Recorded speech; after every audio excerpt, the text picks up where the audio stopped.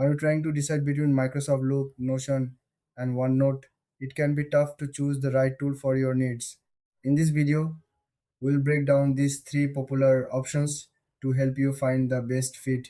All three tools focus on helping you organize your thoughts and work. They allow you to take notes, manage projects, and collaborate with others, but each has its own strengths. Let's start with Microsoft Loop. This tool is all about real time collaboration. You can create flexible workspaces that adapt to your needs. Loop is great for teams who want to brainstorm and share ideas quickly. Its unique features allow you to pull in content from different sources, making it easy to keep everything in one place. Now, let's look at Notion. This is a powerful all in one workspace. Notion combines notes, tasks, and databases in one platform.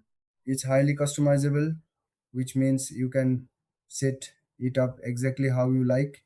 Notion is perfect for individuals or teams who want a tailored experience and enjoy organizing information visually. Next up is OneNote. This tool is more like a digital notebook. It allows you to jot down notes in a free-form way. You can add images, drawings, and even audio clips. OneNote is ideal for students or anyone who prefers a more traditional note-taking style. So, what are the key differences? Loop shines in collaboration, Notion offers customization, and OneNote focuses on traditional note taking. Each tool has unique features that cater to different needs. When it comes to pricing, Loop is often included with Microsoft 365 subscriptions. Notion has a free version, but some features require payment. OneNote is free, but it also has premium features tied to Microsoft 365. In the end, if you work in a team and need collaboration, go for Loop.